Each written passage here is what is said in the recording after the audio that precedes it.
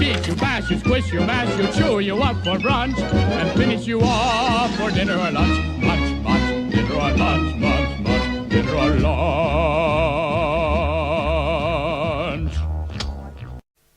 Hola a todos, bienvenidos a Filosofía Clase B, yo soy Oscar, muy buen 2023 para todos. Vamos a ver si el gato me deja grabar. Recién empecé a grabar respondiendo a comentarios. Escuché que el gato estaba pufando, se estaba peleando con alguien. Salí a ver qué pasaba y le estaba pufando una gata que estaba sobre el tabique, creyendo que era otro macho. Y de repente le cayó la ficha, se dio cuenta que era una hembra y empezó ahí a pavonearse, a mostrarse. Hijo de puta, hace 10 segundos te la confundiste con un gato. No tenés filtro, Tom.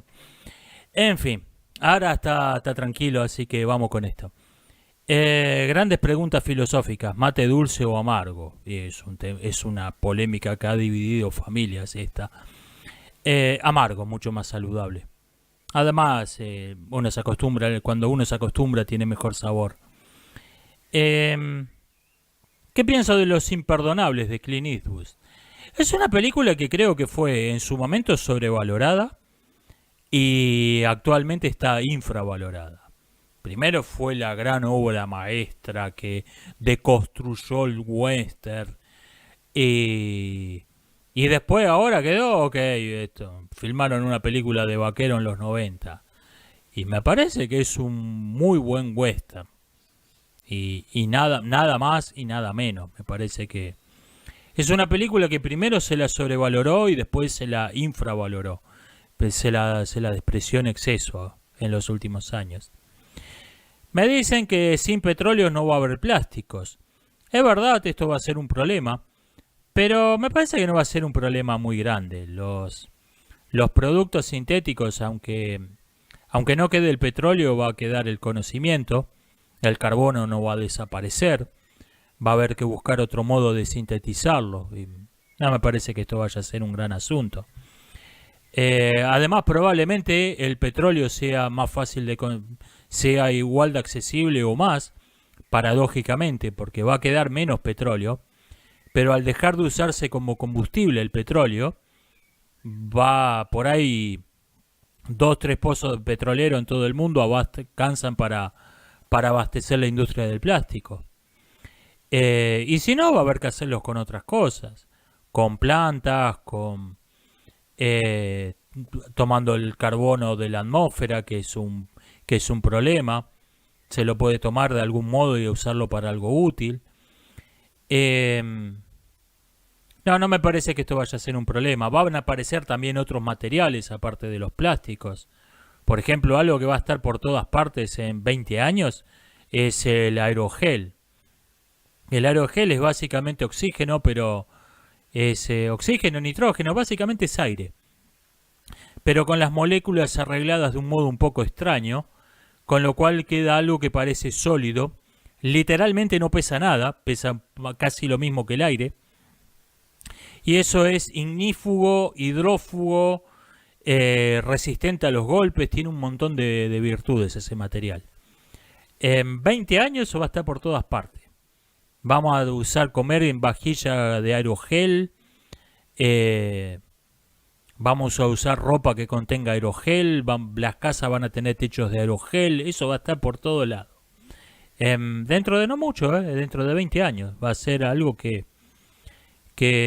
aparezca de la nada y ocupe un rol tan importante como el que tiene hoy el plástico. Entre otros materiales, pero el aerogel seguro es algo que va a estar por todas partes dentro de un par de décadas. Es curioso, hay una película de ciencia ficción, Sardos, de John Boorman, que John Boorman tenía el desafío de convertir un caserón inglés del siglo XIX en la mansión de los inmortales con un presupuesto modesto. Y lo que se le ocurrió fue llenar todo el lugar de estructuras de plástico transparente. Yo me acuerdo que la vi de niño en los 80s y todavía producía el efecto que buscaba el director. Todavía se veía alienígena, se veía extraño. Lo que pasa es que esa película, entre otras razones, Esa película no ha envejecido bien porque hoy en día el plástico transparente es tan cotidiano como los ladrillos. Bueno, en 20 años probablemente el aerogel sea tan cotidiano como hoy es el plástico. Me dicen que se rumorea que en China quieren ponerse a fabricar gente con úteros artificiales. Esta idea está en un escrito de un eugenista inglés de hace un siglo literalmente, de la década de los 1920. Y de ahí tomó la idea Aldous Huxley para Brave New World, donde fabrican a los chicos, los fabrican en una línea de montaje como los Forte. La tomó de ahí, de un escrito de un eugenista inglés. O sea, la idea no es nueva. Y hoy en día tenemos la inseminación in vitro, existe desde la década del 60.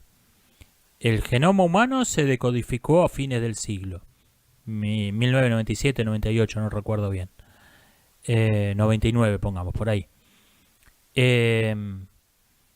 Todos los aminoácidos que forman el ADN se han sintetizado hace décadas. O sea, podemos crear una cadena de ADN artificial totalmente de cero.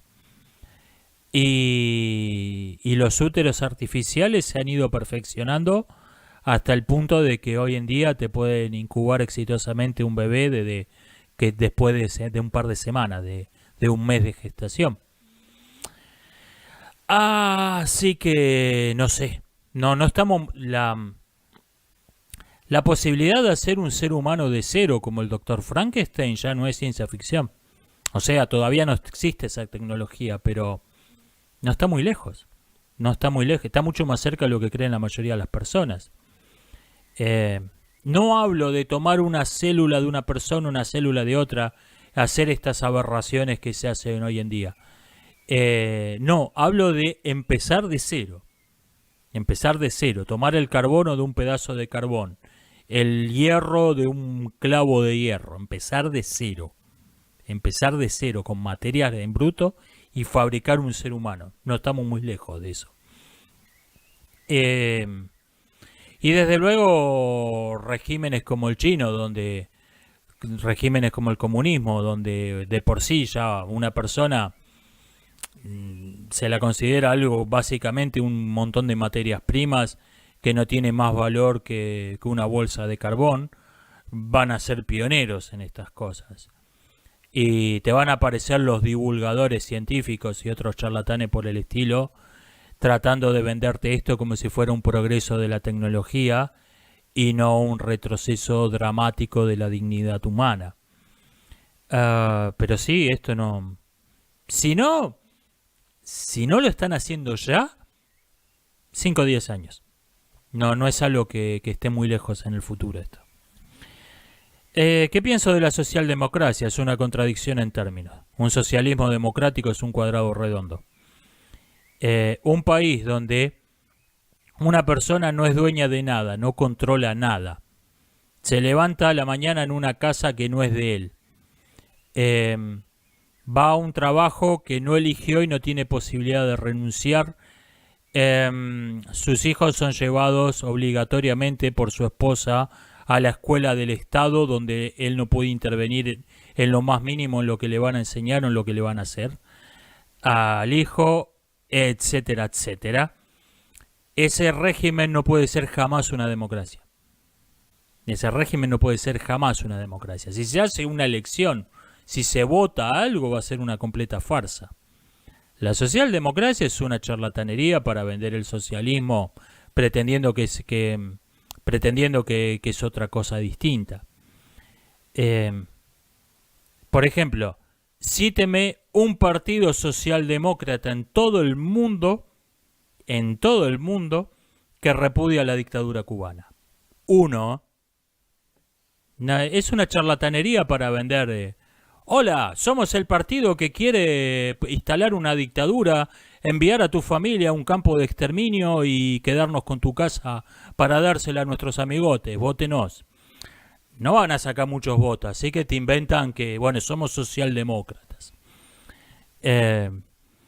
Pretender que un partido de izquierda que no tiene el poder para instalarse como una dictadura totalitaria en su país es una izquierda democrática, es como creer que un chacal enjaulado es un herbívoro. Es, es ridículo. Santa Claus discrimina a los pobres, me dicen. Momento, esto es una acusación muy grave. Pero sí es verdad, Santa Claus le regala a los niños ricos, les regala Ferraris de juguetes a escala y a los chicos pobres les regala zapatillas Nike trucha de la salada. Sí, la verdad que Santa Claus es bastante discriminador con los pobres. Me dicen, ¿por qué en Argentina villa significa lo contrario que en todo el resto del mundo? Porque ese término era irónico. En Argentina una villa, era lo que en todo el mundo conocen como una villa, un barrio rico, aislado de la ciudad, de lo que en Argentina llamamos un country, precisamente porque lo que todo el resto del mundo le llama una villa. Cuando crecen las industrias en Buenos Aires y alguna otra ciudad del país, no había viviendas para absorber a toda la población que emigraba del interior, mayormente a Buenos Aires. Entonces se construyeron asentamientos de emergencia con casas de adobe y techos de chapa. E, irónicamente se las llamó villas. Se le ponían nombres de villas de España o de Italia, Villa Puerta de Hierro, etcétera. ¿Qué pasa? Que esos barrios de emergencia provisorios tienen 70 años y contando. Entonces, una villa pasó a ser simplemente un barrio de mierda. Pero se llama, porque empezó siendo irónico, por eso empezó siendo un nombre sarcástico, por eso significa lo contrario que en todo el resto del mundo. Me dicen, porque me refería al gobierno canadiense como nazis, me dicen, nazis que quieran reemplazar a la población eurodescendiente. Vea, quieren reemplazar a la población. Creen que la población es algo reemplazable.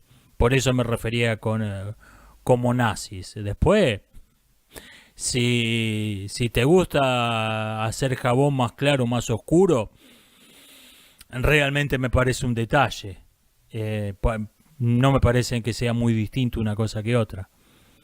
Me dicen que me vieron con mi tocayo en The Green Fits y ¿puedo hablar sobre fitness en mi canal? No. Sí, estuve con Oscar de Green Fit, pero tiene otro canal que se llama All Hardcore, donde habla de temas generales. Y ahí estuve un par de veces como invitado o me metí cuando abre los directos, me metí a decir algo. Y un par de veces estuve como invitado, pero siempre en All Hardcore, nunca estuve en Green Fit. No soy seguidor de Green Fit, no practico el fitness, no conozco de fitness, no puedo hablar de fitness. O sea, no. La respuesta corta es esa. Me dicen, ¿qué tanto más rendiría la fusión nuclear que la fisión? ¿Cuántos reactores equivalen de un tipo equivalen al otro? Hay que ver qué tan eficiente es la tecnología. La fusión de dos átomos de hidrógeno en un átomo de helio libera aproximadamente 1000 veces lo que la fisión de un átomo de uranio. Esto quiere decir que un reactor de fusión va a generar 1000 veces la electricidad que un reactor de fisión. No. O sea, hay que ver qué tan eficiente es la tecnología. No hay un número fijo para esto. Me dicen, el generar más energía que la que se gastó no viola el principio de conservación de la energía. No, porque en realidad se habla de generar energía, pero en realidad ninguna fuente de energía genera energía. Lo que hace es convertir energía que no era aprovechable en energía aprovechable, pero en realidad la energía es siempre la misma. Lo que hace, por ejemplo, un yacimiento de petróleo es tomar un energía potencial que estaba enterrada a 1 kilómetro bajo tierra, la sacan, la destilan y la convierten en algo que se puede aprovechar, pero no se genera energía. La energía de fusión en realidad no genera energía. La toma de los átomos. Me dicen, la mejor película del 2022 fue Argentina versus Francia. Sí, fue una coproducción internacional, participó gente de como 20 países distintos en esa producción. Me pasan un video sobre el homosexualismo en Grecia y me piden que me extienda, que hable sobre el tema. Acá hay un terrible problema, tanto entre los payasos del arco iris que te quieren buscar un precedente respetable en Grecia, como los que salen a desmitificarlo, y eso es que ninguno de los dos se preocupa por entender realmente el pensamiento griego sobre esos asuntos, en analizar críticamente los documentos y en tener un mínimo de seriedad al trocar el tema. Los griegos, para empezar, algo que se dice con mucha frecuencia es que vamos a ver cuál es el mito sobre la sexualidad en la Grecia antigua. Te dicen, que los griegos tenían no sé cuántas palabras para hablar de temas sexuales y que eso refleja que era una sociedad desinhibida sexualmente, y que esto cambió cuando la llegada del cristianismo, que era sexualmente represivo. Y nos dice que en esa Grecia desinhibida sexualmente, el homosexualismo y el sexo entre adultos y menores estaban bien vistos. Todo esto es terriblemente inexacto. Para empezar, una terminología sexual abundante, una terminología erótica llena de palabras, no es signo de gente desinhibida sexualmente, de gente muy abierta de mentes, es signo de falta de lógica. Fíjense, por ejemplo, el mismo fenómeno exactamente en la ideología del género. Tenemos una terminología inagotable, no porque los partidarios de ese dogma sean gente desinhibida sexualmente y muy abierta de mente. Lo que son es completos idiotas que no razonan con la lógica más elemental. Entonces, cuando vos no tenés la palabra gato, tenés que ponerle un nombre a cada gato que te cruzas en el camino. Esto es un pirulo, esto es un mendrugo, porque no tenés lógica. La abundancia de palabras es signo de falta de lógica, no de una mente abierta de gente desinhibida sexualmente. Bueno, la terminología griega en efecto tenía un montón de palabras, la mayoría de las cuales son completamente ridículas. Segundo, los griegos no pensaban el erotismo en términos de atracción por el mismo sexo, atracción por el otro sexo. Esto no ocupaba un lugar central en el pensamiento. Lo que ocupaba el lugar central en su clasificación de las prácticas eróticas, tampoco tenían una clara distinción entre las prácticas normales y las prácticas anormales, aunque hubo algunos médicos que trataron de establecer algún criterio en esto, como Eryxímaco, que aparece como uno de los personajes del banquete. Pero esto tampoco ocupaba un lugar central en su pensamiento. Lo que ocupaba el lugar central era quién era el amante, quién era el que deseaba, quién era el que tenía el deseo en sí, y quién era deseado, quién era el amado. No confundir esto con quién desempeñaba el rol sexual activo y quién desempeñaba el rol pasivo. No era eso, se asumía que en toda relación erótica había uno que era el amante, en quien residía el dios, en el que estaba el deseo, en el que estaba Eros, y había otro, el amado, que decidía de modo más bien racional y viéndose, le voy a dar bola o no a esta persona, a quien veía que lo deseaba, que era el amado. Ahora bien, ¿cuál era la ética erótica de los griegos antiguos? ¿Cómo razonaban? El amado tiene un poder sobre el amante, porque el amante está dominado por el deseo y solo puede satisfacer ese deseo con una persona. El amado, en cambio, está eligiendo racionalmente entre varios candidatos posibles. Entonces, el amado tiene un poder sobre el amante. Entonces, decían los griegos, para compensar ese poder tiene que haber una relación de poder en sentido opuesto. El amante tiene que ser un hombre maduro y el amado un joven, o un hombre y una mujer, etc. Tenía que haber una relación de poder inversa para compensar. El objetivo de esta ética, como la de toda ética, era impedir una explotación de una persona por otra. O sea, la diferencia de edad no era algo tolerado, era condición indispensable para ser socialmente aceptada una relación entre dos personas del mismo sexo y misma casta social. Tenían que ser, era necesario que uno fuera de mayor edad y el otro fuera un joven. El criterio convencional para esto era que el amante tenía que tener barba y el amado todavía tenía que ser lampiño. Este era el criterio convencional. Es muy vago, muy difuso intencionalmente ese criterio. Y lo que definitivamente no era aprobado era la relación entre dos iguales, entre dos muchachos o entre dos hombres maduros. Esto no era aprobado. Y mucho peor era la situación inversa, cuando el amante era el joven y el amado era el hombre maduro. Esto estaba desaprobado socialmente. Por eso tenemos testimonios que parecen contradictorios cuando caprichosamente se los quiere ver desde un punto de vista moderno que no era el de los griegos.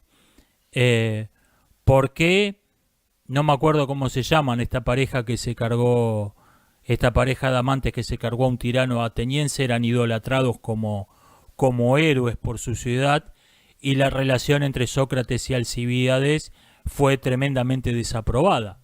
Respuesta, porque para los griegos no lo estaban viendo como dos formas de la misma cosa. Los griegos no lo estaban viendo como bueno, esta es una relación del mismo tipo que este. Tenían otra forma de clasificar los hechos. Esta ética no desapareció por culpa del cristianismo. Cuando el cristianismo se difunde masivamente en los dominios del Imperio Romano, estas ideas ya prácticamente habían desaparecido o tenían muy pocos partidarios, porque eran bullshit de brontosaurio, no porque vino el cristianismo y las combatió. Eran falsas esas ideas, eran ridículas. Esto es lo que puedo decir con un mínimo de sentido sobre las ideas que tenían sobre el erotismo los griegos antiguos. Me pregunta, ¿qué tiene de malo que surjan movimientos identitarios blancos en Europa? Vea, toda ideología identitaria me tiene automáticamente en contra, porque toda ideología identitaria es necesariamente injusta, necesariamente defiende la injusticia. Esto no es algo que pueda darse el caso o no. Necesariamente defiende una injusticia, inevitablemente. Ninguna me cae más simpática que otra. Defiende la arbitrariedad, la corrupción jurídica, defiende toda forma de injusticias. Me dicen a quiénes me refiero con que hay partidos identitarios blancos que están creciendo exponencialmente en popularidad. Vea, en Grecia Aurora Dorada sacó el 7% de los votos. No me acuerdo cómo se llama un partido parecido en Polonia, sacó el 7% de los votos. Y por toda Europa hay payasos de pseudo derecha que tienen una plataforma electoral de izquierda, pero posturean de derechista, tienen una retórica muy nacionalista, muy de derecha, que son unos payasos, pero te muestran un profundo descontento de la población con las políticas cuasi marxistas de la Unión Europea. Y esto va a explotar en muy poco tiempo. Esto no, o sea, no es que de momento sean muchos esos tipos. Va a explotar en muy poco tiempo porque no le están dejando otra opción a los europeos. No les están dejando otra opción que apoyar a esos tipos. Ese es el asunto. Y en breve, en masa, los europeos se van a dar cuenta que sus opciones son o desaparecer o apoyar a tipos como Aurora Dorada, porque no les están dejando una tercera opción. Los oligarcas que están gobernando Europa no les están dejando otra alternativa arriba de la mesa. Y de esas dos, no cuesta mucho imaginar, no cuesta mucho inferir cuál van a elegir. Me dicen, ¿el inglés se va a sostener como lengua franca sin Estados Unidos? Sí, sí, porque la lengua franca, aunque siempre surge de alguien que tuvo mucho poder, después se sostiene por su mismo sentido práctico.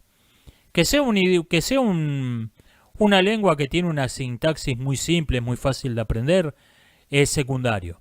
Lo principal es que el Imperio Británico lo extendió por todo el mundo, el inglés. Y va a quedar como lengua franca después de que caiga Estados Unidos, como quedó después de que cayó Inglaterra. Porque las lenguas francas son una herramienta práctica. No son, momento, estos tipos ya no están más en el poder, tenemos que hablar otra lengua franca. No, no funciona así. Me dicen, ¿se podría hacer alguna clase de modelo Byte, el modelo que se usa para reconocer un grupo como una secta, para reconocer una sociedad en decadencia? Yo estoy trabajando en algo así. No es exactamente esto, un modelo de tips. Yo estoy trabajando hace tiempo en un ensayo sobre qué caracteriza una sociedad que se está desarrollando y cuáles son las características de una sociedad que está en decadencia, sin que sea una mera opinión personal. Es algo que buscando algo que tenga un fundamento sólido, que cualquier persona que sea intelectualmente honesta tenga que decir, ok, este es un criterio razonable. No sé cuándo voy a publicarlo, veremos. A propósito, aprovecho para pasar autopublicidad. Subí una serie de cuentos a Wattpad bajo el título Etcétera. Hice un par de correcciones menores a otras cosas que ya tenía publicada, pero no cambian en esencia nada. Pero sí subí 3 cuentos y un artículo anoche. Si quieren darle un vistazo, gracias. Me preguntan, ¿la guerra de Ucrania se puede extender hasta el 2025? Sí, y más también. Fíjese, es una guerra que se parece mucho a la Primera Guerra Mundial y a la guerra Irak-Irán. Las dos empezaron con operaciones muy drásticas, muy enérgicas, que buscaban liquidar la guerra en un mes. Fracasaron. El frente se estancó en 20 kilómetros, donde nadie avanzaba de ahí. Y eso puede durar hasta que entren en razón en los líderes políticos de los países. La Primera Guerra Mundial duró más de 4 años, 6 o 7 si cuenta la Guerra de los Balcanes, la cuenta como parte del mismo conflicto, 6 o 7. Pero bueno, incluso si la contamos como mayormente se hace, desde el asesinato de Franz Ferdinand, 1914-1918, 4 años y pico. Y la guerra Irak-Irán duró 8 años y algo. No sé, sí. Si esto se estanca en una guerra de trincheras que no va a ninguna parte y ninguno de los dos bandos quiere dar el brazo a torcer, quiere sentarse a negociar, puede durar hasta el 2030 la guerra de Ucrania. Y ni hablemos que el conflicto escale. La guerra es cualquier cosa menos predecible. Hasta ahora esto ha sido una guerra entre dos países, donde el resto se limitó a apoyar indirectamente un bando al otro, pero no sabemos qué puede pasar más adelante. La gente cree que la guerra es un videojuego. Cree que es la gente cree que la guerra es un videojuego y que Putin es el jefe final. Ni hablemos de que Putin estire la pata por causas naturales o se lo carguen en una disputa interna y suba otro mucho peor, porque no se crean que Putin es lo peor que hay en Rusia. Ahí podríamos ir a una escalada nuclear y a la intervención directa de la OTAN, que la OTAN le declare la guerra a la Federación Rusa. Así que no es un videojuego una guerra. No es un videojuego. Me dicen, hablando de videojuego, ¿podría organizar un torneo de guijarros? Tendría que programar el juego, está complicado. Pues me dicen que con la base de seguidores del canal se engancharían unos cuantos aficionados. Habría que programarlo, aunque esto ahora se ha simplificado mucho, pero está complicado. Pero habría que ver. Por lo pronto, hoy no porque es un día raro, pero por ahí el lunes que viene nos hacemos un torneo de Blitz en Lichess, porque hay varios aficionados al ajedrez en el canal. Después vemos. Voy a buscar para que se participe en la mayor cantidad de gente posible. Voy a buscar cuánto es lo máximo que puede durar un torneo Blitz. O sea, un segundo más te dicen, no, esto es Rapid. No, voy a ver cuál es el límite que todavía es Blitz y voy a organizar un torneo de eso. Que creo que son 7 minutos con un par de segundos por jugada. Creo que ese es el límite. Voy a ver si el lunes que viene organizo un torneo con esas reglas. Y después vemos. Después vemos si se forma un club de aficionados de filosofía de película, de aficionados al ajedrez, de filosofía de película, de filosofía clase B. Por ahí armamos un torneo de guijarro, voy a ver. Me dicen, ¿podría hablar sobre filosofía medieval o filosofía india? Me dicen que me han escuchado comentar algo sobre el tema. Sí, pero he leído 2 libros de cada cosa.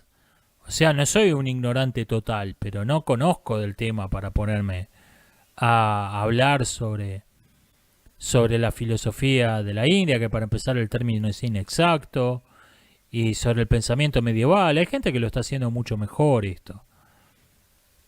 Por ahí podría ser como tema para un directo, podría hablar 10 minutos diciendo cuáles son las ideas básicas de las principales religiones de Oriente y citando algunas heterodoxias de algunos pensadores, no mucho más que eso, porque no sé más que eso. Me dicen que de El Rincón de los Inmortales, el canal que recomendé, es de donde sale el meme Maravillosa Jugada. Sí, ese es Leoncho García, el del meme Maravillosa Jugada. Me dicen que en Ecuador hay un río llamado Chota y la región que lo circunda tiene el mismo nombre y todos los argentinos que van ahí se sacan una foto al lado del cartel. Bienvenidos a Chota. También, ¿a quién se le ocurre ponerle ese nombre a un pueblo? Me dicen, ¿qué problema tengo con el término leyenda negra española? Es un término que se usa para descalificar a toda persona que diga algo que a un español le cayó mal. Independientemente de cuáles son sus intenciones, independientemente de que lo que dijo sea verdad o no. El ataque a la leyenda negra española son aborigenistas ibéricos. Es la misma clase de gente que conocemos en América como los aborigenistas. Simplemente que el malvado imperio que arruinó todo es Inglaterra, no España. Es la única diferencia. Tienen la misma completa deshonestidad intelectual al analizar los documentos históricos, el mismo doble pensamiento. Por ejemplo, en el Imperio Español no existía la esclavitud, esto es la leyenda negra española, pero todos los líderes de la independencia americana tenían esclavos. O sea, de repente apareció la esclavitud, o sea, nadie más que los líderes de la independencia tenían esclavos. Y después de que mencionaron de que todos los líderes de la independencia tenían esclavos, vuelven a repetir como si nada que en el Imperio Español no había esclavitud. Doble pensamiento orwelliano de libro. Y segundo está esta cosa de que no existe ninguna crítica legítima. Yo en un video mencioné a la pasada, hablando de no me acuerdo qué, mencioné la masacre de la ciudad de Cholula y me apareció un comentario kilométrico en la caja de comentarios hablando sobre las barbaridades que habían hecho los ingleses en la India y cómo yo estaba fingiendo no estar enterado de eso. En un video donde no había mencionado la India, no había mencionado Inglaterra, no venía a cuento de nada. El razonamiento de esa persona fue: yo mencioné algo acerca de España que no le gustó, por lo tanto yo estaba defendiendo la leyenda negra, estaba propagando la leyenda negra española, por lo tanto yo estaba indirectamente tratando de adular a Inglaterra. Ese fue el razonamiento. O sea, cuando la masacre de Cholula es un hecho histórico que no tiene la menor duda, está bien documentado, y los mismos tipos que acompañaban a Cortés en la campaña, en las crónicas escribieron, ok, se pasó de largo 4 pueblos acá. No es algo que no está en ninguna discusión, y no lo mencioné para qué malo que son los españoles, lo mencioné hablando de no me acuerdo qué. Pero mencioné algo sobre España que no le gustó, por lo tanto yo estaba propagando la leyenda negra española y yo era un malvado adulador del Imperio Británico. Pregunta. Les doy un consejo a quienes dicen eso.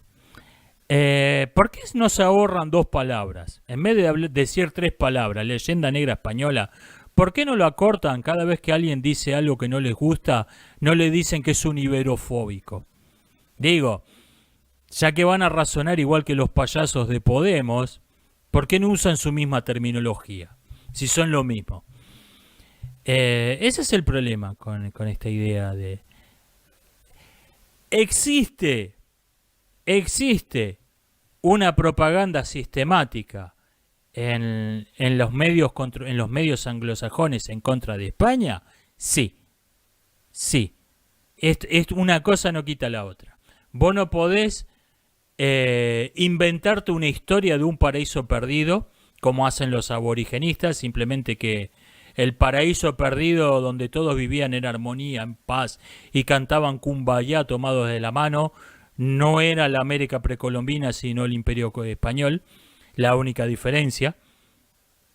Y los malvados hombres blancos que vinieron a arruinar todo no son los españoles, son los ingleses, por lo demás son lo mismo.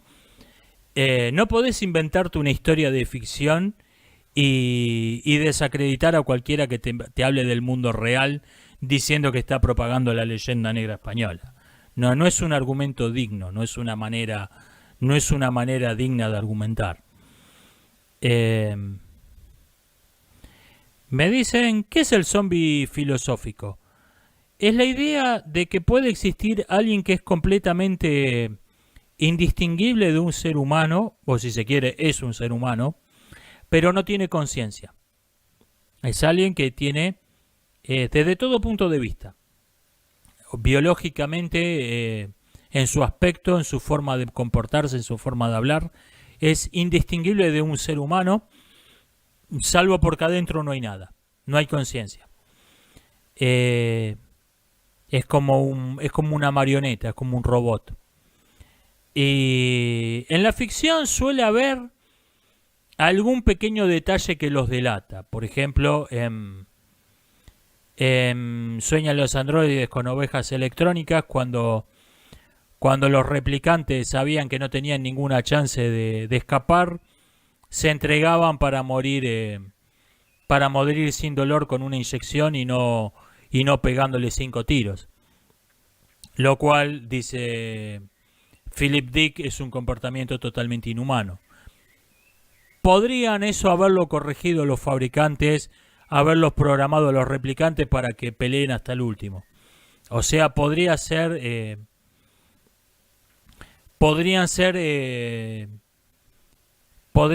indistinguibles por completo de un ser humano y sin embargo no tener conciencia. No haber nada adentro. Un zombie filosófico podría tener un pensamiento original. Un zombie filosófico podría componer una sinfonía conmovedora. Puede ser indistinguible desde todo punto de vista. Ridley Scott no. Philip Dick llama a los replicantes, dice que son epicúreos. Podría haber un replicante estoico. Esto no es... entiendo por qué en la literatura tienen que darle una diferencia, pero en la realidad podría ser por completo indistinguible el zombie filosófico de un ser humano. Y cabe la pregunta, bueno, ¿son seres humanos? No es un tema sencillo. Esto fue hasta ahora una cuestión de filosofía pura y dura, pero en este siglo, a medida que se perfeccionen las tecnologías que están diseñadas para imitar un ser humano, van a aparecer un montón de problemas prácticos, donde va a haber que tener en cuenta si algo que desde todo punto de vista es idéntico a un ser humano tiene una conciencia o no. ¿Qué pienso del concepto de los backrooms?, me preguntan. Yo creo que es una idea interesante, pero que me parece que se está agotando rápidamente. El que más lo ha explorado es el animador Kane Pixels. Pero los backrooms tienen todas las características formales, todas las causas formales de lo artificial. Tienen una estructura, tienen formas geométricas, tienen un diseño. Por ejemplo, hay luces fluorescentes que funcionan, hay sillas que son sillas donde te podés sentar, tienen una funcionalidad. Y sin embargo, carecen de las características definitorias de lo artificial. No tienen un creador y no tienen un propósito. Esto tiene precedentes, no es algo que mucho antes del creepypasta que les dio origen en 2019, si no me falla la memoria, había obras de arte que habían explorado ideas similares. Muy cerca en el tiempo está Blame, el anime, donde transcurre en una ciudad interminable construida por inteligencias artificiales fuera de control, que se ha sugerido que esa fue una de las inspiraciones para los backrooms.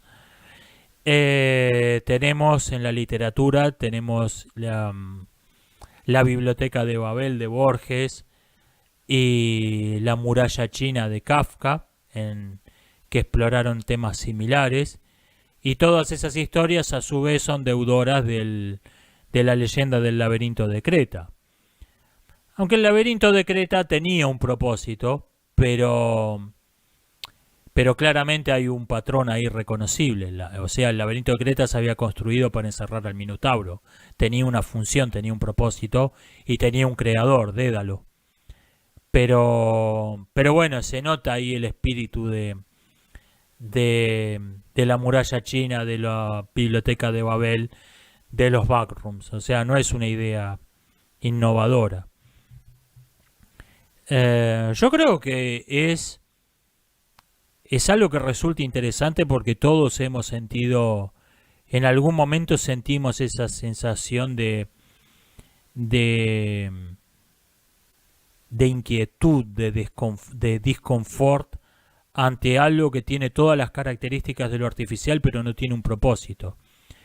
Por ejemplo, ante las construcciones de una obra, de una máquina burocrática colosal, es difícil no sentir eso. Créame que como ex empleado ferroviario, créame que varias veces me he sentido que estaba caminando en los backrooms. Venir caminando 10 minutos rodeado de chatarra y encontrarte un jardín de 2 metros por 2 perfectamente cuidado, lleno de flores. Eso es algo que tranquilamente te podés encontrar en los backrooms. O ante lo que tiene un propósito, pero lo estamos viendo a una hora típica o fuera de uso. No por casualidad por ejemplo, un shopping center o una escuela o una estación de trenes vacías o un shopping center cerrado con los pasillos perfectamente limpios y alumbrados. No por casualidad los backrooms se popularizaron en 2020. No por casualidad explotaron en ese momento este tipo de historias. Me dicen, el Picalibro califica al régimen italiano que subió en 1923 como izquierda nacionalista y a su equivalente alemán de una década posterior como extremo centro. Bueno, hay que entender cómo usa el Picalibro estos términos. El Picalibro califica al eje izquierda-derecha, diciendo que la izquierda se caracteriza por la intervención del Estado y la derecha por la libertad individual. Y cada una de estas, o sea, tenemos libertad individual, derecha, intervención del Estado, izquierda, sistemas híbridos que quieren intervención del Estado pero con algunas cuestiones dejadas a la libertad individual, centro, o eclécticos, va. Tenemos un eje con 3 posiciones. Y tenemos después una segunda clasificación entre extremistas y democráticos. Los democráticos dicen, bueno, nosotros queremos esto, pero estamos abiertos a discutir y al consensuar. Y los extremistas dicen, nosotros vamos a imponer este paquete de ideas que nos sacamos del sombrero, lo vamos a imponer mediante la fuerza a punta de pistola. Entonces, extremo centro, que puede parecer como una contradicción en término, no lo es. Un partido de extremo centro es un partido que es híbrido, o sea, tiene ideas de la izquierda, de la intervención estatal, ideas de la derecha, de la libertad individual, y cree que ese paquete de ideas tiene derecho a imponerlo a punta de pistola, mediante un régimen totalitario. A este sistema de clasificar las ideas yo le criticaría que lo que comentábamos antes de la socialdemocracia. Parece implicar que puede existir una izquierda democrática y no. Si alguien quiere que todo esté controlado por el Estado, ese sistema no puede ser otra cosa que un totalitarismo. No puede existir una izquierda que nosotros queremos controlar todo por medio del Estado, pero estamos abiertos a la discusión, estamos abiertos al debate. No, están abiertos a la discusión, al debate, mientras no le quede otro remedio. Y yo no estoy muy de acuerdo en esa distinción. Yo los clasificaría a los dos como extremo centro. No me parece que el gobierno del italiano haya sido muy distinto del pintor austríaco fracasado. No tenía sus obsesiones personales, sus neurosis, sus fobias. Simplemente quiere decir que el italiano era un hombre y el austríaco era otro. No me parece que haya una diferencia fundamental entre esos partidos. Además, cuando se sometieron, el partido italiano se sometió a las órdenes del alemán, aplicaron todas sus políticas en Italia. No me parece, ahí se volvió un apéndice de facto del partido alemán, el partido italiano. Vos, Liberty Verdadero, me dice felicitaciones por los 5.000 seguidores, gracias a todos, gracias a los 5.000 seguidores. Me dicen, ¿qué pienso de quienes justifican a la Inquisición diciendo que fue un sistema de justicia de su tiempo? No fue un sistema de justicia de su tiempo, fue un sistema policial propio de su forma de gobierno. No es la época no cambia las cosas porque sí, el tiempo no cambia, las cosas no cambian porque pasa el tiempo.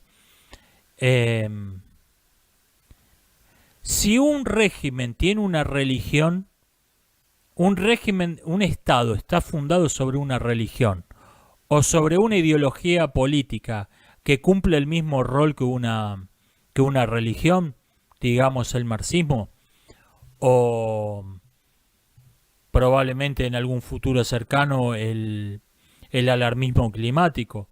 Si un partido, si un régimen político social está fundado, si un régimen político social está fundado sobre una religión es un Estado confesional. Esta es la palabra que no me pude acordar el otro día.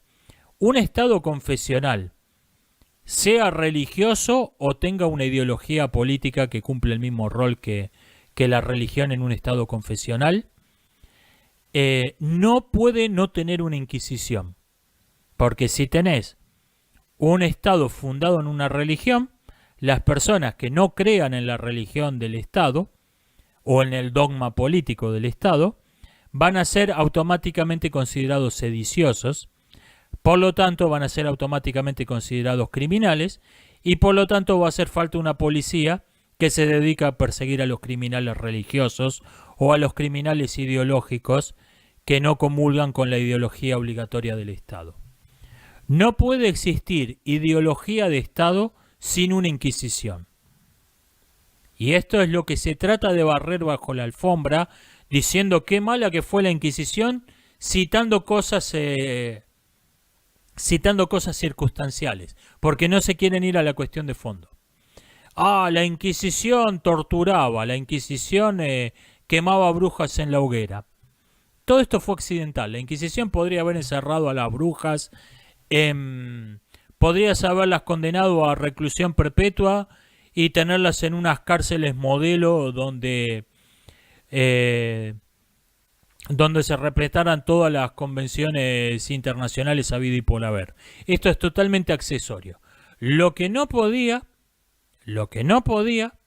es existir un régimen dogmáticamente cristiano que no persiga a las brujas. Esto no podía existir. La hoguera podía no haber existido. La hoguera podía no existir. La Inquisición tenía que existir necesariamente en un estado confesional como era la España medieval. Necesariamente en un estado confesional como Castilla y Aragón tenía que existir una Inquisición. Y en cualquier país, pasado, presente o futuro, que tenga una ideología de Estado, va a tener una Inquisición. En cualquier país donde exista una ideología de Estado, va a existir necesariamente una Inquisición. No es optativa. No es optativa. Si tenés una ideología de Estado, tenés que tener una Inquisición. Este es el asunto. Me preguntan qué pienso del panhispanismo. Yo creo que es una idea utópica que tiene muy poco fundamento en la realidad. El idioma es algo que te liga, pero no es lo único.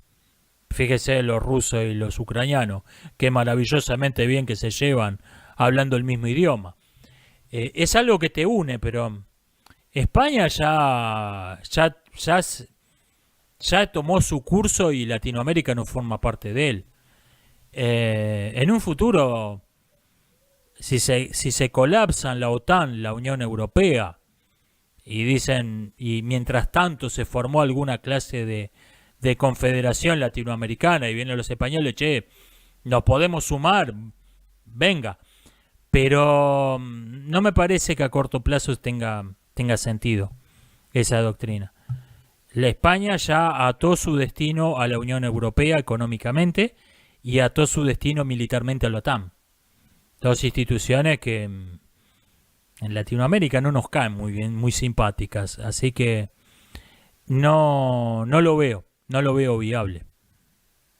No lo veo viable. Repito, si la OTAN se colapsa, si la Unión Europea se colapsa y España quiere integrarse a alguna clase de confederación latinoamericana convertida en una confederación panhispana, venga, encantado. Pero yo creo que a corto plazo lo que tenemos que ver es España, como los españoles, cómo hacer para que esas instituciones, alianzas, no se conviertan en imperios donde ellos terminen esclavizados bajo las patas de alguna superpotencia. Y los latinoamericanos, cómo nos organizamos entre nosotros. No me parece que la afinidad cultural, sobre todo el tener una lengua común, son cosas que unen, pero no es lo único que hay que tener en cuenta. En este momento me parece una completa utopía el panhispanismo. Me dicen, ¿qué le respondería a quienes critican el homeschooling? Diciendo que los niños aprenden los contenidos teóricos pero no se socializan como lo harían en una escuela. Sí, es muy importante que los chicos pasen varias horas al día encerrados en contra de su voluntad en un edificio donde hay otras cientos de personas encerradas en contra de su voluntad bajo las órdenes de autoridades incompetentes, indiferentes, a las que les importan un bledo, y donde el poder real está en bandas de matones de sus propios pares. Así, cuando el día de mañana vayan presos, cuando el día de mañana sean adultos y vayan presos, ya van a estar acostumbrados a cómo funciona una cárcel, no van a tener que aprenderlo de cero. Es muy valiosa la escuela como instrumento de socialización. Déjeme de embromar. La idolatría que tienen muchos adultos a la escuela, yo creo que es un caso de síndrome de Estocolmo masivo. En algún punto la gente empieza a creer, después de que dejó la escuela, desde luego, en algún momento empieza a creer que fue un lugar donde le enseñaron muchas cosas, donde la pasó muy bien. En algún momento se empieza a autoengañar, empieza a sufrir los efectos del síndrome de Estocolmo. Incluso no sé si no estoy hablando, incluso no sé si esto no es literalmente así. La escuela es una institución nefasta. La escuela es una institución nefasta. Es un semillero de autoritarismo, es un semillero de totalitarismos.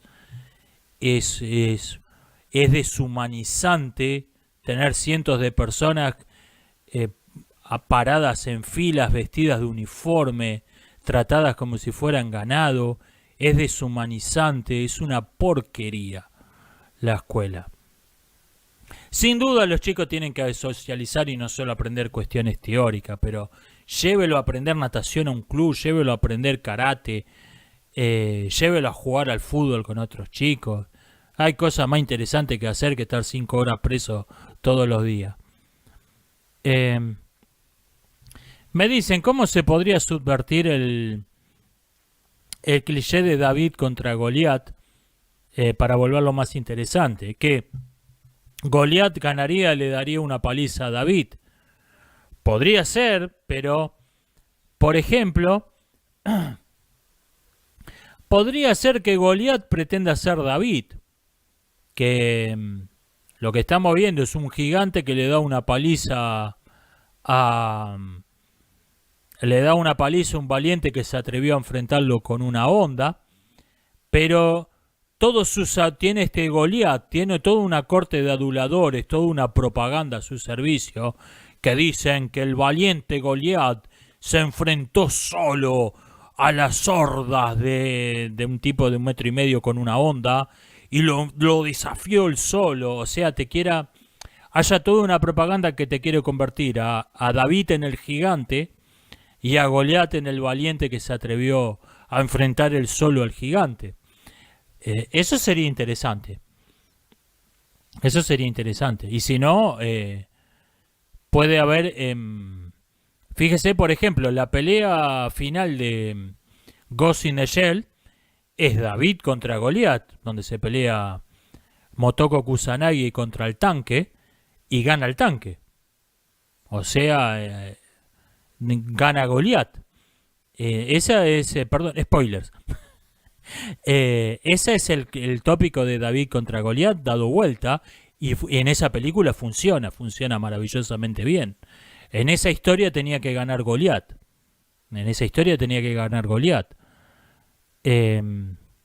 Por toda la cuestión de cómo se construyó ese mundo, cómo se construyó la trama, ahí tenía que ganar Goliat.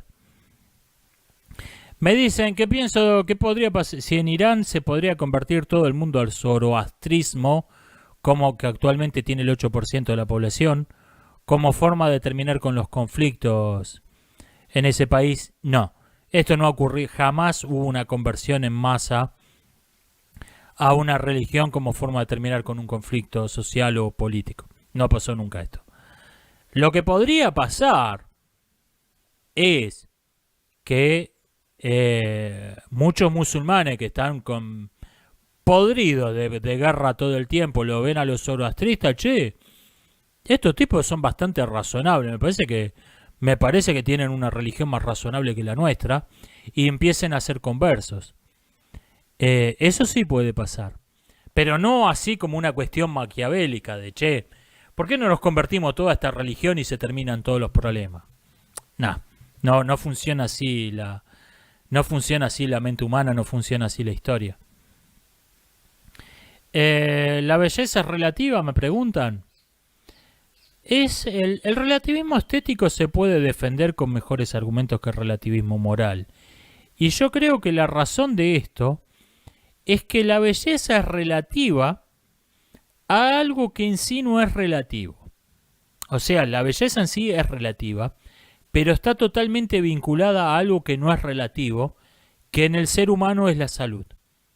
O sea, un cuerpo sano no necesariamente es un cuerpo bello, pero un cuerpo enfermo necesariamente es feo. Entonces, la belleza, aunque en sí no es... la belleza no es la salud, pero la belleza está totalmente vinculada a algo que no es relativo, que es la salud. En el caso de la belleza física. De todos modos, repito, creo que el relativismo estético se puede defender con mejores argumentos que el relativismo ético. Me dicen, si para demostrar que la moral es absoluta tengo que eliminar todas las circunstancias, ¿qué pasa si eliminamos a los seres humanos? ¿Existiría moral si no hubiera humanos? No, o sea, humanos o cualquier otro ser sintiente. No, pero esa no es una condición accidental, esa es una condición determinante, es una condición sine qua non. O sea, si no hay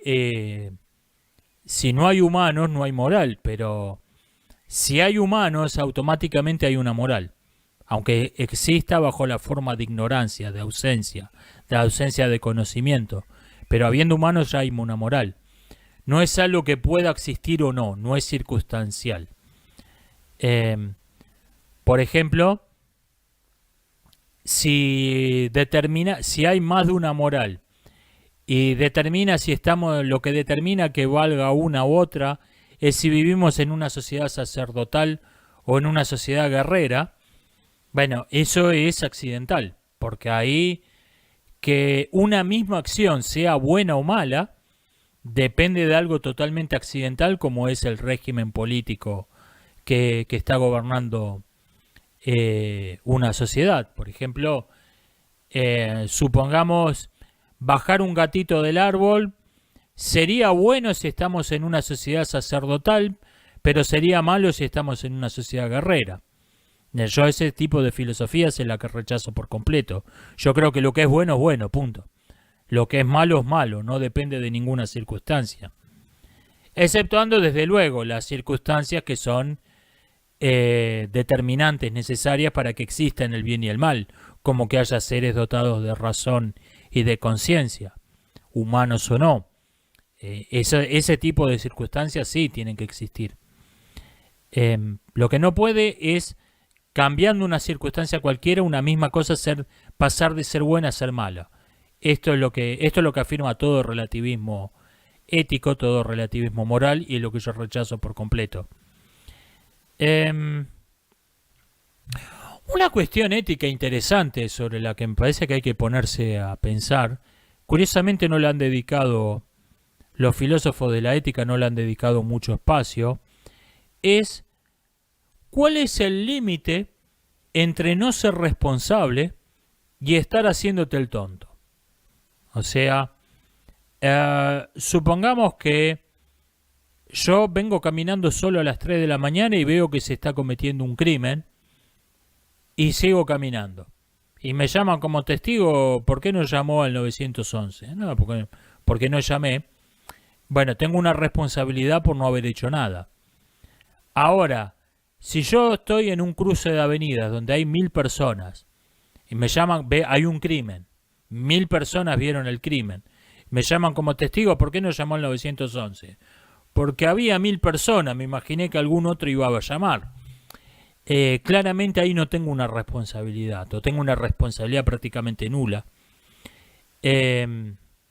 Ahora, ¿qué pasa si en la calle no está del todo desierta, sino que hay 5 personas?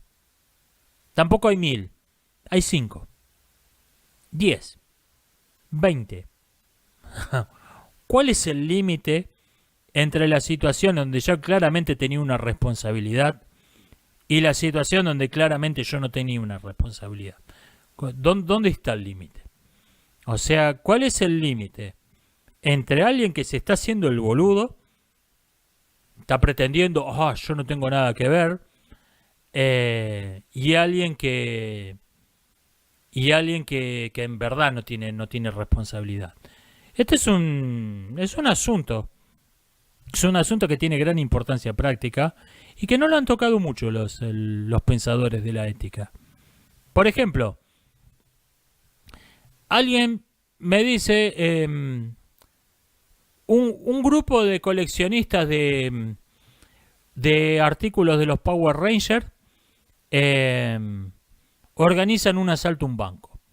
Entonces, alguien que era miembro de esa organización, de club de coleccionistas, lo llaman a declarar y dicen, mire, yo colecciono cosas de los Power Rangers, no tenía idea que estos tipos estaban usando eso como una excusa para organizar un delito.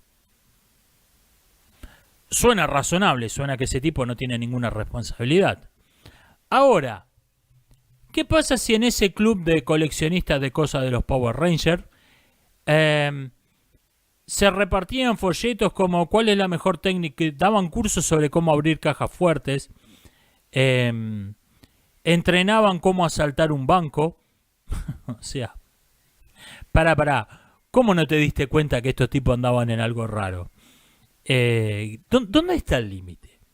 ¿Dónde está el límite? ¿Dónde está el límite entre lo que legítimamente es atribuir a alguien una culpa por asociación, lo cual es totalmente injusto? A alguien que no tiene ninguna responsabilidad se lo quiere culpar por asociación, porque tiene el mismo aspecto físico, el mismo sexo, la misma religión, las mismas costumbres privadas, que alguien que cometió un crimen. Esto es una injusticia, porque estás atribuyendo responsabilidades por características totalmente accidentales. ¿Y cuál es el límite con alguien que se está realmente, que se está haciendo el boludo? Que se está haciendo el boludo, que está colaborando indirectamente en encubrir a criminales, en apoyar a criminales, o es él un criminal. Ese es un tema complejo, y es un tema que tiene una gran importancia práctica. Es un tema que tiene una gran importancia práctica, y los filósofos de la ética casi no le dedicaron un párrafo. Me dicen, arrestaron a alguien por usar una inteligencia artificial para crear imágenes de desnudos infantiles. Este tema se va a poner complicado. La CIA van a plantear un montón de problemas legales, un montón de problemas éticos nuevos. No son nuevos, van a complicar un montón de discusiones sobre problemas legales, sobre problemas éticos. Porque esto es alguien que toma fragmentos de fotos y crea una imagen hiperrealista de una imagen obscena. ¿Es una foto o es una obra de arte? Es muy complicado, muy, muy difícil.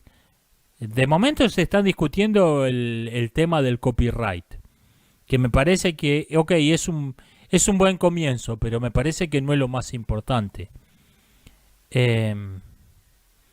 Me parece que no es lo más importante.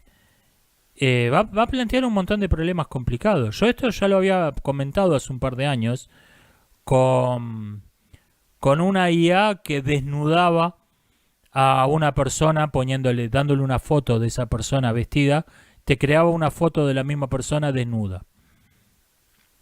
Y para esto usaba un stock de fotografías tomadas de sitios como el YouTube Mostaza y otros por el estilo. Y ahí había un asunto, porque la foto que usaban de la persona que querías desnudar era una foto de acceso público. Las fotos que usaban de desnudos para crear la imagen fake eran fotos de acceso público. O sea, no había nada ilegal ni inmoral en A y no había nada ilegal o inmoral en B. Pero A más B no necesariamente era legal y moralmente aceptable. Es una situación compleja. Es una situación compleja. Esto va a haber que va a haber que discutirlo muchísimo. ¿Qué va a pasar? Va a pasar que en el mejor de los casos se va a imponer el concepto, se va a imponer el criterio más favorable a las corporaciones, o no se va a imponer ningún concepto y se va a aplicar arbitrariamente. En un caso se va a aplicar un criterio y en otro caso se va a aplicar otro.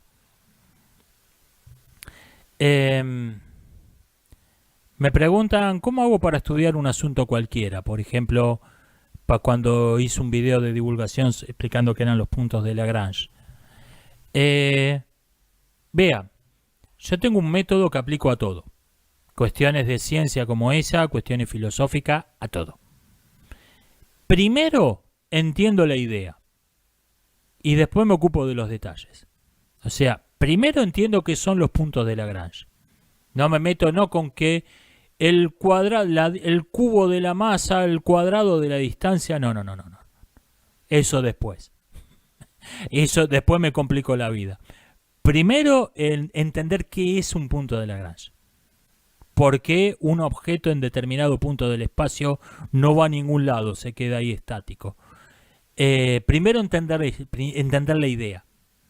Entender la idea. Cómo funciona las leyes de Newton y por qué producen ese efecto en algunos puntos específicos del espacio. Y después nos metemos con todo después nos rompemos la cabeza. En la masa, la distancia, después nos metemos en lo complicado. Esto lo aplico para todo. Esto lo aplico a todo. Primero entiendo la idea. La idea básica, la idea central, y después nos metemos en las complicaciones. Miguel Najdorf, el brillante ajedrecista, decía primero la idea, después la jugada. Primero la idea, luego la jugada. O sea, primero el plan, que es qué estás haciendo. Y después la jugada se deduce sola. O sea, primero, quiero...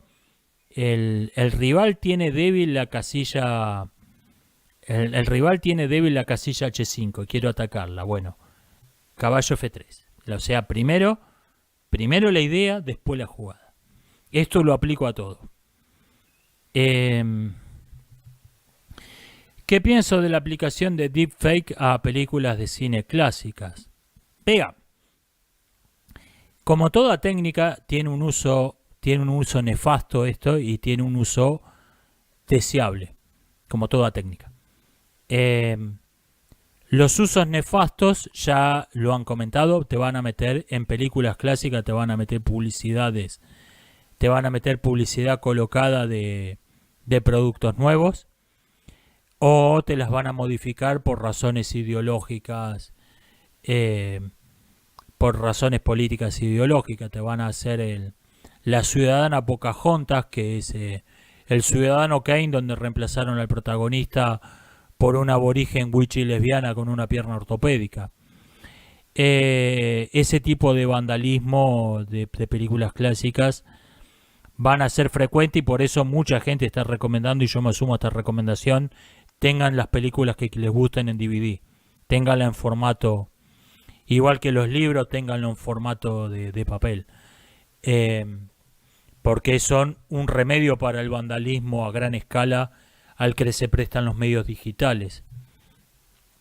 Pero esto también tiene algunos usos deseables. Por ejemplo, corregir errores a posteriori.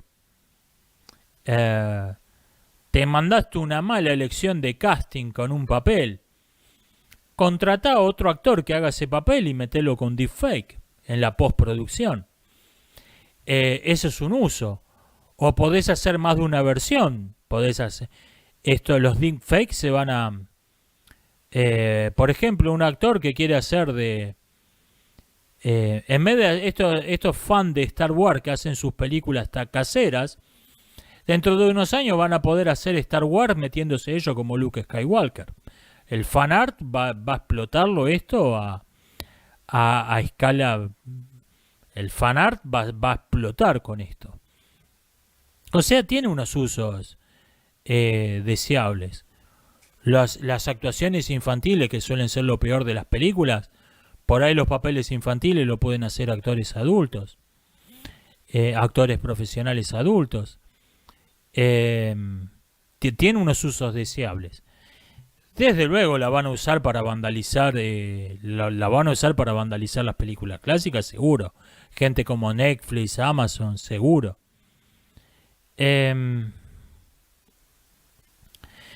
Me comentan por qué no me agrada el concepto de secta, que lo comenté en el video anterior. Vea, ¿sabe qué pasa con ese concepto? Que invita a discusiones que no llevan a ninguna parte. Por ejemplo, en vez de analizar lo que importa realmente. Por ejemplo, hay grupos, hay organizaciones que prohíben a los adeptos no hablar con algunos no adeptos. Sobre todo con los ex adeptos. A veces buscan que rompan contacto con la familia y con los amigos. Y a veces en casos extremos le prohíben hablar con todos los no adeptos. A los miembros del grupo. Hay otras organizaciones que se caracterizan por tener una doble doctrina. Tener una doctrina en la que no cree nadie para predicar para afuera y una doctrina secreta solo para iniciados, solo para adentro.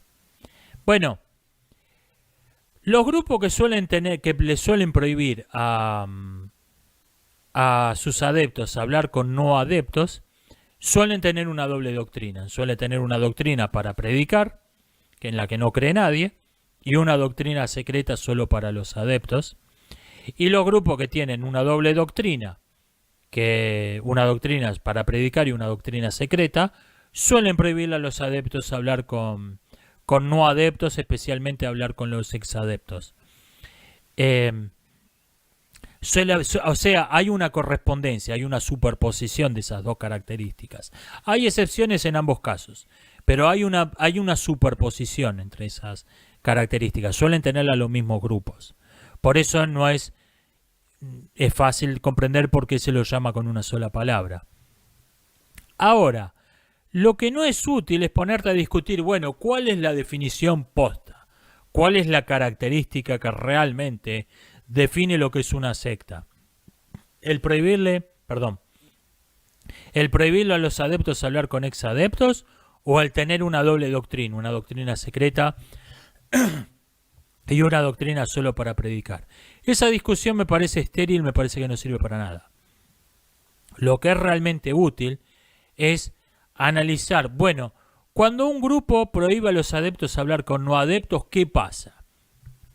¿Qué fenómenos psicológicos se producen? ¿Qué dinámicas sociales? ¿Qué fenómenos de todo tipo ocurren en un grupo así? Y cuando un grupo tiene una doble doctrina, una doctrina para predicar, solo para predicar, y una doctrina interna secreta solo para los adeptos, ¿qué pasa?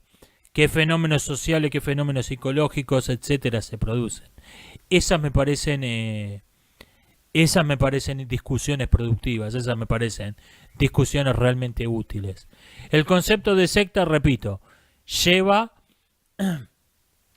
a la idea de que hay grupitos muy aislados, muy minoritarios, completamente distintos de lo que ocurre en cualquier persona normal, y que tienen que ser combatidos con alguna clase de ley autoritaria. Llevan a eso. No me parece que sea un concepto útil.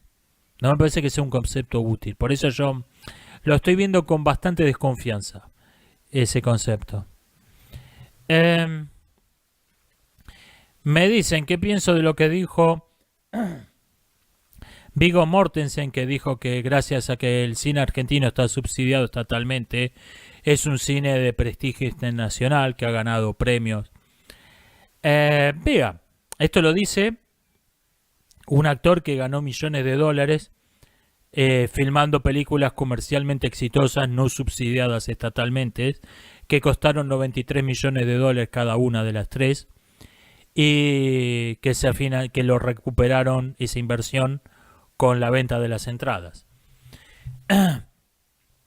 Vea que yo no tengo muchas ganas de que el cine argentino ande mendigando premios de festivales totalmente controlados por grupos ideológicos, y que el Estado mantenga con los impuestos inútiles sin talentos para esos. Yo me opongo a los subsidios estatales porque quiero que en Argentina se filmen películas como El Señor de los Anillos. Por eso rechazo los subsidios estatales. Pues yo no quiero el cine que predica Viggo Mortensen. Yo quiero el cine que lo hizo famoso y que lo hizo millonario a Viggo Mortensen. Quiero ese cine en Argentina. Me preguntan... Nada, ya la contesté antes esta pregunta. Esto ha sido todo por hoy. Nos estamos viendo hasta la próxima. 8.000 pacientes recibieron por error un mensaje diciéndoles que se estaban muriendo de cáncer en vez de un saludo navideño.